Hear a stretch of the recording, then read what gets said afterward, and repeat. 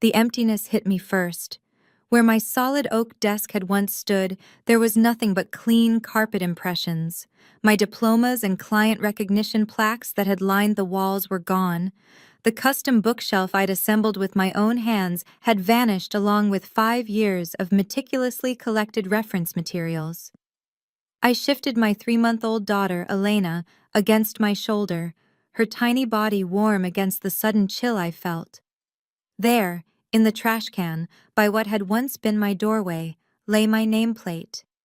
Paige Lambert, Senior Investment Advisor, peeked out from beneath crumpled sandwich wrappers and discarded coffee cups. My daughter made a soft noise, and I adjusted her blanket. 12 weeks. I had been away only 12 weeks to bring her into the world.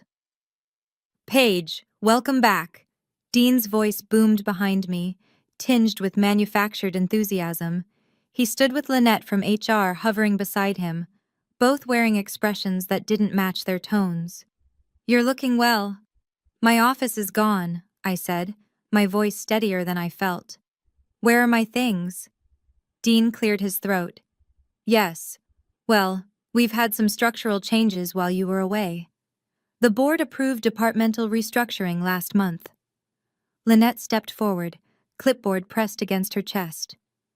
We had to make some adjustments to team compositions. Your responsibilities have been redistributed among the team for efficiency reasons. The truth hit me as Elena squirmed against my shoulder. While I was bringing new life into the world, they had systematically erased mine here.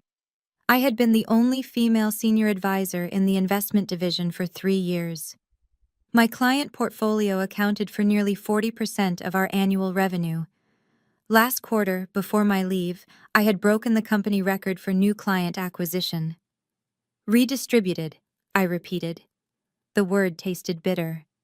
And my personal belongings in storage, Lynette added quickly. We can have them delivered to your home.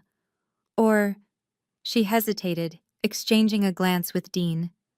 We can discuss moving you to another department, perhaps something less demanding for a new mother.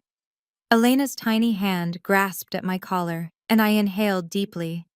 I thought back to that morning 8 months ago, the very day I discovered I was pregnant. I had accidentally overheard Troy and Philip, 2 junior advisors, talking in the stairwell when they thought they were alone. Once she has that kid, she'll be useless here, Troy had said. Sleep-deprived and distracted. Garrett already thinks her clients should be redistributed, Philip added. Says a woman with a newborn can't give them the attention they deserve. Once she pops out that kid, she'll be too drained to fight back. They never knew I was there, 3 steps above them, hand frozen on the railing. Before I continue sharing what happened next, let me pause and connect with you. If this story resonates in any way, please hit that like button. Your support means everything. And I promise this story takes turns you won't see coming.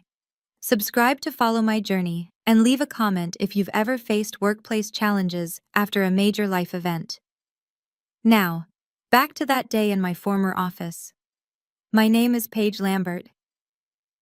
Before having Elena, I worked 70-hour weeks building a client base most advisors would give anything for. I was methodical, detail-oriented, and relentlessly organized. Some colleagues nicknamed me the librarian because I documented everything, but that meticulousness had earned me the top spot in client retention 3 years running. What they didn't know was that growing up with a single mother who worked 3 jobs had taught me to never take security for granted. Mom always told me, Paige, this world will try to convince you that you can be a mother or successful, but never both. Your job is to prove them wrong. When I first joined the firm, I was one of 17 new advisors. Within 2 years, only 4 remained, and I ranked at the top. When I was promoted to senior advisor, Dean had clapped me on the back and said, "Who would have thought the quiet girl would outlast them all?" I'd built my reputation carefully. While others took extended lunches and chatted sports with Garrett, I stayed at my desk researching investment trends and making calls. My clients trusted me because I never overpromised and always delivered. Many were women who had inherited wealth or built businesses. clients the male advisors often overlooked or patronized. The promotion to the corner office 3 years ago had been met with resistance. Troy and Philip had joined around that time, both from prestigious business schools with board connections, clearly expecting to leapfrog me. When I got the promotion instead, the tension had been palpable. "We need to discuss your transition plan," Dean said, pulling me back to the present. Dean, once my mentor when I was a novelty he could claim credit for, now seemed faded, his enthusiasm waning as my success grew. "Where are Troy and Philip?" I asked. "They've taken over your top client accounts," Lynette admitted, immediately regretting her candor. "Temporarily, for continuity during your absence," she added. I adjusted Elena against my shoulder. "And has anyone informed my clients?" Dean shifted uneasily. Standard notifications went out. Most were understanding. Most, he added, had questions, but change is always an adjustment. The elevator opened and Garrett stepped out, halting when he saw me. At 57, he maintained the appearance of someone 10 years younger. Silver hair carefully groomed, suits tailored. "Paige, what a surprise! We weren't expecting you until next week." "My leave ended yesterday," I said, bouncing Elena as she fussed. "I emailed last week to confirm." Garrett's smile tightened. "Must have missed that." "How's motherhood treating you?" "Wonderfully. Elena thrives." I looked at the empty space of my former office. "Unlike my career, apparently," Garrett chuckled, though his eyes remained cold. "Adjustments for domestic matters," he said. "Domestic matters," I repeated. "You mean exercising my legally protected right to maternity leave while recovering from bringing a human into the world?" Lynette stepped forward. "Perhaps the conference room? Tea? Water?" I wanted an explanation of how 12 weeks of leave erased my position. They exchanged glances, silent conversation passing. Garrett sighed. Business doesn't pause for personal milestones. The market shifted. Client needs evolved. Troy and Philip stepped up, formed relationships with your clients. The board feels, I interrupted. When did the board meet to restructure my department? 6 weeks ago, Dean said. When I was still healing, barely sleeping, learning to breastfeed, too overwhelmed to notice. "I see," I said, controlled despite rising anger. "And was I to be informed before today?" "Planning to call you this week," Lynette replied, "to discuss transition options accommodating your new lifestyle." "My new lifestyle," I echoed. "You mean being a mother?" "Being a parent changes priorities," Garrett said, false sympathy in his voice. "We understand the demands of travel, evening meetings, constant availability, don't align with having an infant." Elena cried now, sensing the tension. I soothed her, mind racing. "The law prohibits discrimination against new mothers," I said finally. Garrett's smile went cold. "Nobody's discriminating, Paige. This is a business decision. We offer alternative positions." I looked at them. Garrett's calculated charm, Dean avoiding my eyes, Lynette tapping her pen, and understood perfectly. From the moment I announced my pregnancy, they planned this. They waited until I was most vulnerable, sleep-deprived, adjusting to motherhood, to dismantle all I'd built. They expected tears, resignation, acceptance of a diminished role. What they didn't know, I hadn't just been preparing for motherhood. "I need to feed my daughter," I said finally. "Is there somewhere private I can go?" Lynette looked relieved at the change of topic. "Yes, of course. We can use the small conference room. It's empty right now." "Thank you. And after that, I'd like to collect my personal belongings." "Of course," Dean said quickly. "I'll have someone bring them up from storage." As I followed Lynette down the hallway, I caught sight of Troy watching from his office. My former client's files spread across his desk, a smug smile playing at his lips as he saw me with the baby. Philip emerged from what had clearly become his new office, surprise registering on his face. "Paige, you're back with your baby," he said, unable to mask the disapproval in his tone. "Just briefly," I replied, calmness belying the turmoil inside. I'm here to collect some things. His relief was palpable. Well, great to see you. We should catch up sometime. Definitely, I said, knowing we wouldn't. We have plenty to discuss. Settling into the conference room chair to feed Elena, my phone vibrated with a message. I checked it while Lynette excused herself, promising to return with my belongings. The message was from my former assistant, Meredith. They're all in the executive meeting. Operation Sunrise is ready when you are. I smiled down at my daughter as she nursed. They think Mommy's been changing diapers and watching baby shows for 12 weeks. I whispered, they have no idea what's coming. I closed my eyes, remembering the day I discovered I was pregnant. After overhearing Troy and Philip in the stairwell, I hadn't confronted them. Instead, I went back to my office, closed the door, and made 3 calls. The first to my college roommate, Isa, now a labor attorney specializing in pregnancy discrimination. The second to my client, Valerie, who owned the building across the street. And the third to Meredith, the assistant I shared with 2 other advisors. I need every email, every memo, every performance review from the last 3 years, I told Meredith. And I need you to document everything that happens while I'm gone. Now, 8 months later, with Elena peacefully nursing, I scrolled through my messages. Meredith had been meticulous, sending daily updates disguised as baby advice emails. Every decision made about my clients, every meeting where my name was mentioned, every comment about my maternity leave, all documented with dates and participants. A knock at the door interrupted my thoughts. Lynette entered with a cardboard box. Here are your personal items, she said, placing it on the table. Is there anything else you need? I glanced at the box. It contained my framed degree, a plant that had somehow survived, and a few desk trinkets. None of my files, research notebooks, or client files. I asked about my research journals, the contact lists I maintained. Lynette shifted uncomfortably. Those are company property, Paige. All client information belongs to the firm. I understand. And my personal notes, the investment strategy templates I developed? I'll have to check on those, she said, avoiding my gaze. I nodded, knowing exactly where they were, divided between Troy and Philip's offices, being mined for insights they'd claim as their own. The templates I'd spent weekends perfecting were likely already rebranded with their names. When you're finished, Garrett would like to meet to discuss next steps, Lynette added.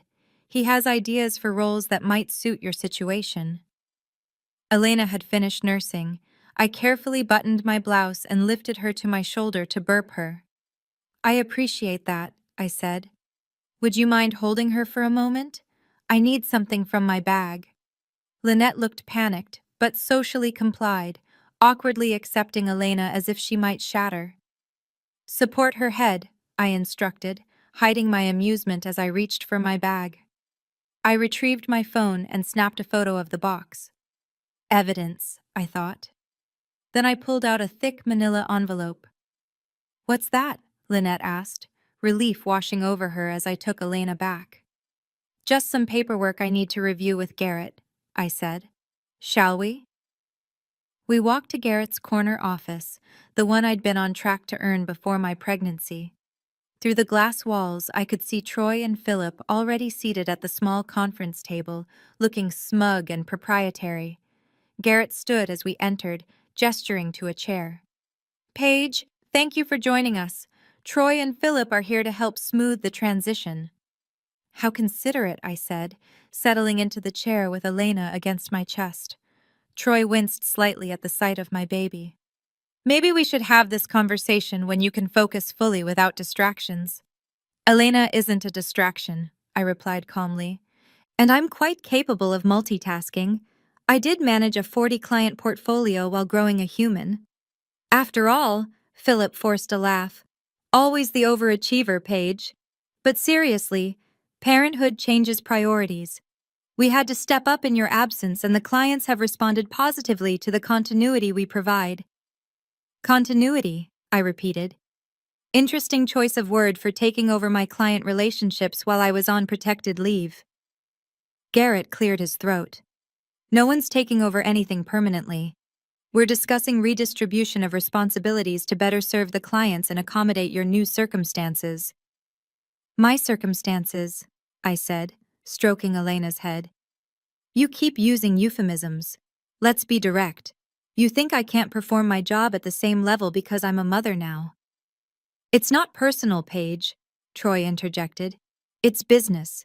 Clients need advisors who are available nights, weekends, whenever markets shift, with a baby. Did any of you actually ask my clients what they wanted? I interrupted. Or did you just assume they'd prefer male advisors without family obligations? Uncomfortable glances were exchanged. Garrett leaned forward, steepling his fingers. Paige, we have a compromise to offer. We've created a new position, Parent-Friendly Client Relations Coordinator. Reduced hours, minimal travel, focus on maintaining existing relationships rather than building new ones. It's perfect for someone in your position. And the compensation? I asked. Troy studied his hands. Philip suddenly found the view fascinating. Garrett cleared his throat again. There would be an adjustment naturally, given the reduced hours and responsibilities.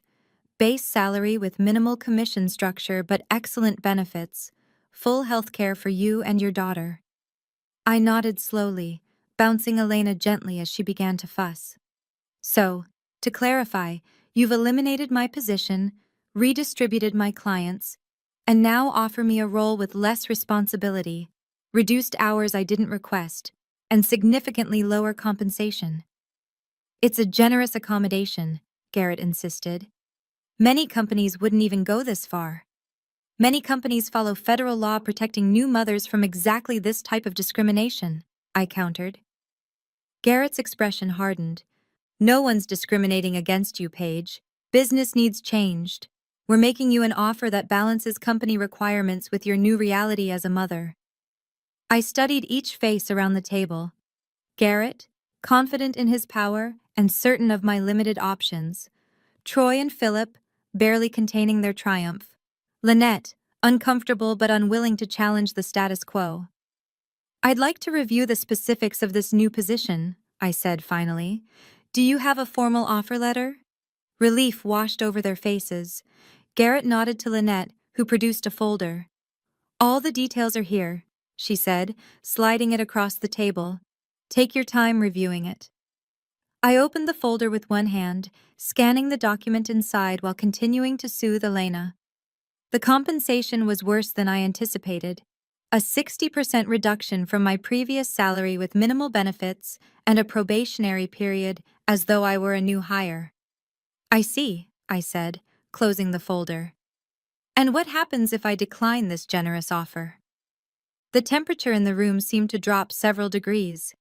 Then we would process your separation from the company, Garrett said carefully. Standard severance, of course.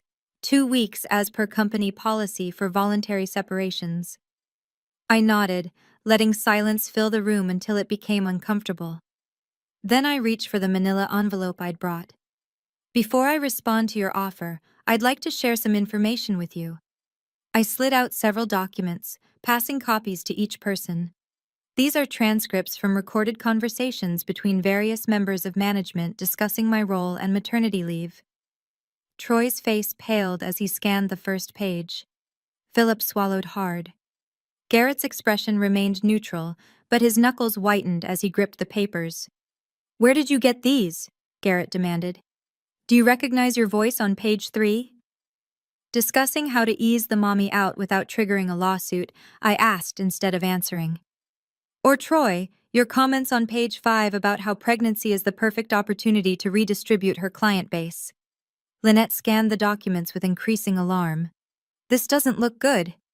It gets worse, I said, pulling out another set of papers.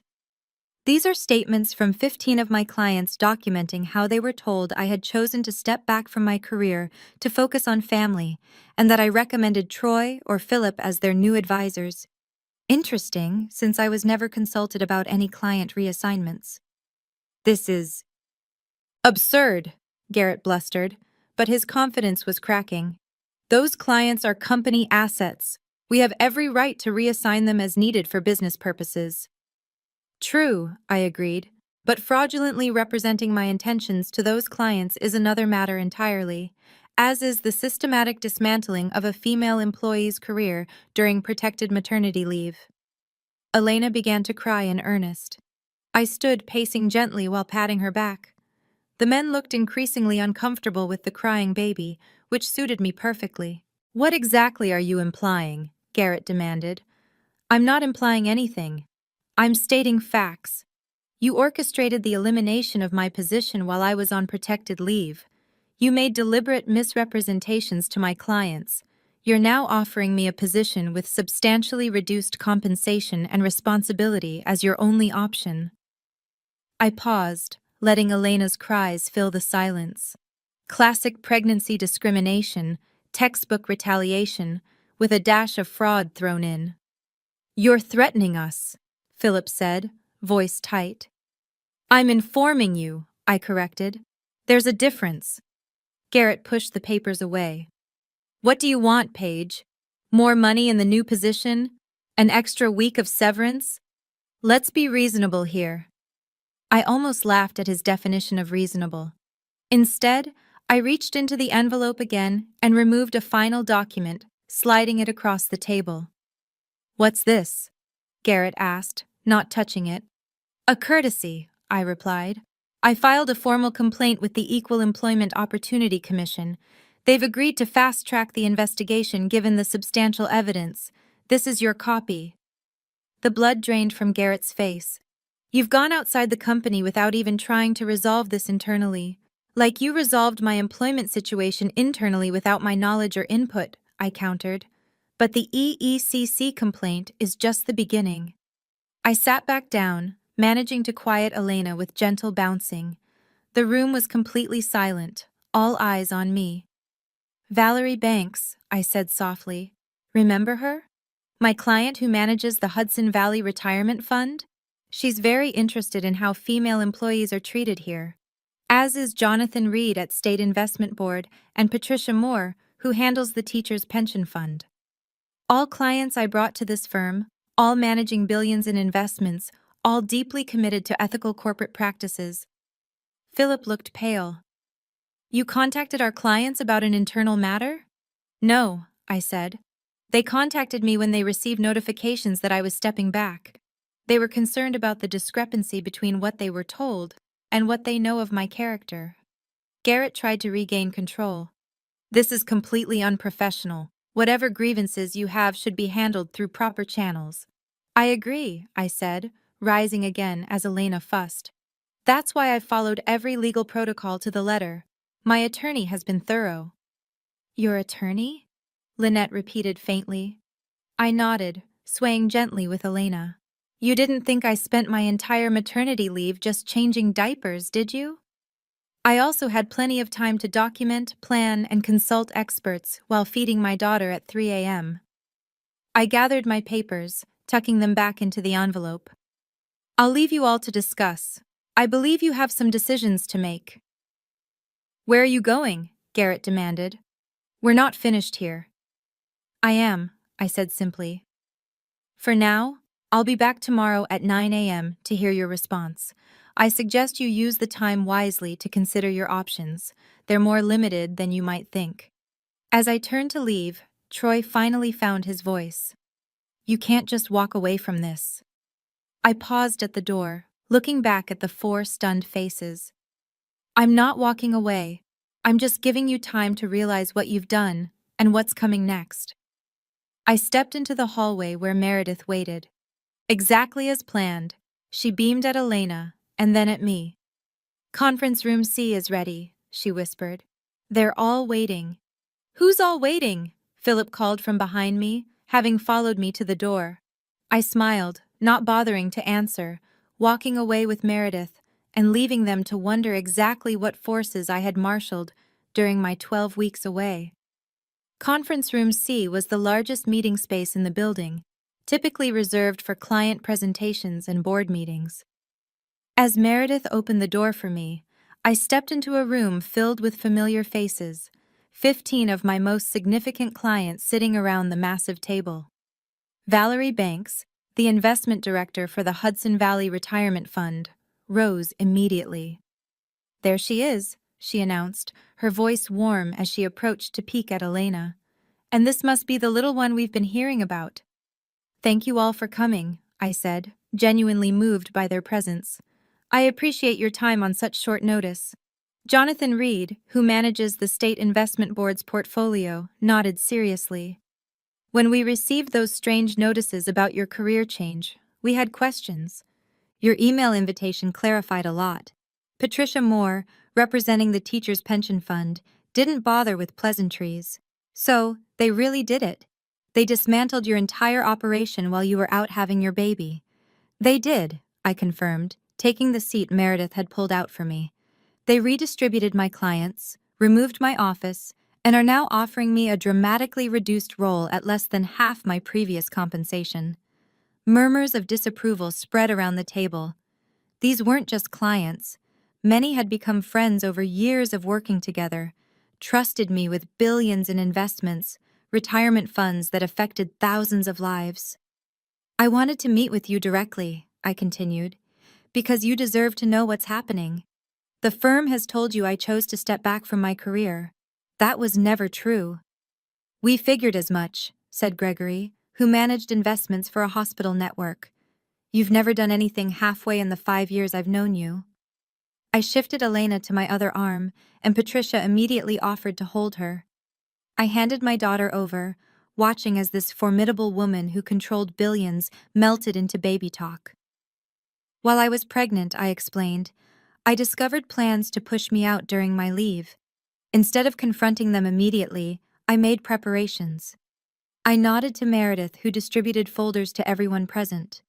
These packets contained 3 things: documentation of what had happened, a summary of the legal actions I'm pursuing, and most importantly, an invitation. The room grew quiet as they opened their folders. "Lambert Advisors," Jonathan read aloud from the elegant prospectus inside. "You're starting your own firm?" "Yes," I said simply. "Across the street, in fact. Valerie owns the building and has offered favorable lease terms for the entire 16th floor." Valerie smiled, still focused on reviewing the documents. "The views are better than from this building anyway." "This is more than just a business announcement," I continued. "It's an opportunity for each of you to decide where you want your investments managed. My departure from this firm will be finalized this week, one way or another. You're under no obligation to follow me. Your contracts are with the firm, not with me personally." Gregory leaned forward. "Unless we execute these transfer request forms included in your packet." "Precisely," I nodded. "Those forms legally authorize the transfer of your accounts to Lambert Advisors, effective immediately upon submission." "And you already have all regulatory approvals?" Patricia asked, professional even while making faces at my daughter. "Everything was finalized last week," I confirmed. "My registration as an independent advisor was approved, compliance requirements met, office space secured, my team ready to ensure a seamless transition." "Your team?" Jonathan raised an eyebrow. The door opened again, and Meredith ushered in 5 people, my carefully selected team recruited over the past 3 months. "Meet the founding members of Lambert Advisors: Zhao from Quantitative Analysis, Darren from Client Services, Nina from Compliance, James from Operations, and of course, Meredith, our office manager." Recognition dawned on several faces. All had worked at my current firm until recently, all had resigned in the past week. "You've been planning this for some time," Valerie observed, impressed. "Since the day I found out I was pregnant and overheard my colleagues plotting to use my maternity leave against me," I acknowledged. "But what began as a contingency plan became necessary when I returned to find my position eliminated." I circulated the room, speaking individually with each client, while Elena was happily passed between several who were also parents. These weren't just business relationships. They were people who trusted me through market volatility, who'd celebrated my pregnancy with genuine joy. After 30 minutes of conversation, Jonathan stood, holding up his signed transfer form. I've seen enough. My board has authorized me to maintain our relationship with Paige regardless of where she works. We're transferring our accounts one by one. Each client followed suit. 15 transfer forms representing over $3.8 billion in assets were collected by Meredith and placed in a leather portfolio. You understand this represents over 60% of your former firm's managed assets? Gregory pointed out. This will devastate them. I understand completely, I replied. But my responsibility has always been to provide the best service to you and your beneficiaries, not to protect a company that discriminated against me. The meeting concluded with handshakes and arrangements for follow-up discussions. As the clients filtered out, Valerie stayed behind. Your timing is impeccable, she noted. The merger they've been pursuing with Atlantic Capital. What about it? I asked, taking Elena back from Patricia as she departed. I sit on Atlantic's board, Valerie said with a slight smile. The vote is tomorrow. They've been banking on this merger to fund expansion plans.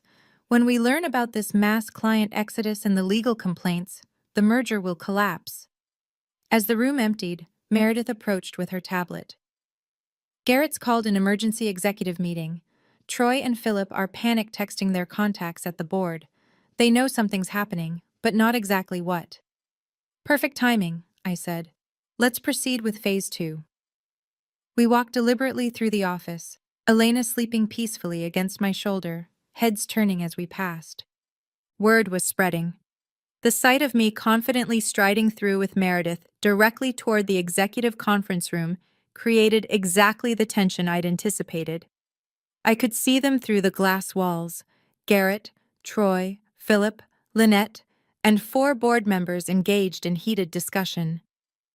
Meredith knocked and opened the door without waiting for a response.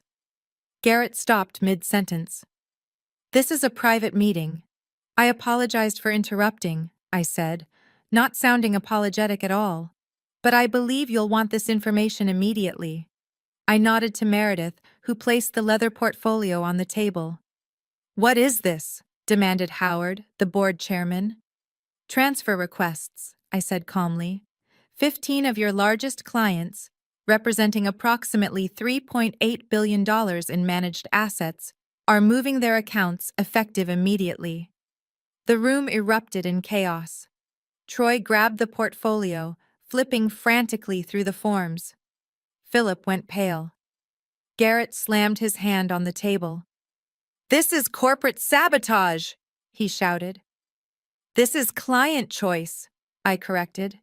Each has independently decided where they want their investments managed. I simply provided them with the information and documentation they needed to make that choice. You solicited our clients, Philip accused. That violates your employment agreement. I've reviewed Miss Lambert's agreement thoroughly, came a voice from the doorway. Isa, my attorney and former roommate, stepped in. She's violated no contractual obligations. Clients have the right to know when their advisor has been removed from their accounts under false pretenses. Howard turned to Garrett. What is she talking about? What false pretenses? They told my clients I had chosen to step back from my career to focus on motherhood. I explained that was never true. I was pushed out while on protected leave, my office dismantled, my position eliminated, all in violation of federal law. Howard's expression darkened as he turned to Garrett. Is this accurate? Garrett attempted damage control. This is a gross mischaracterization of standard business restructuring. We have recorded conversations, I interrupted, emails, witness statements, and now 15 major clients who can testify to what they were told about my departure. The board members exchanged alarmed glances. One of them, Barbara, whom I'd always respected, turned to me. Where are these clients going exactly? To Lambert Advisors, I replied. My new firm, which opens officially tomorrow across the street. Troy looked like he might lunge across the table. You planned this all along. No, I said, my voice steady. You planned to eliminate me all along. I simply prepared for that possibility. There's a difference. Howard held up his hand to silence Garrett, who was still protesting. Miss Lambert, what exactly do you want? Nothing from this company, I answered honestly. My clients have made their decisions. My team is in place. My business is ready. I'm here as a professional courtesy to inform you directly of the significant asset transfer that's about to impact your books and the legal complaints, Lynette asked quietly. Those will proceed regardless. Pregnancy discrimination and retaliation are serious violations that affect more women than just me. Those cases need to be pursued to their conclusion. Elena stirred against my shoulder, making tiny noises that signaled she would wake soon. I bounced gently, soothing her back to sleep. I should go, I said.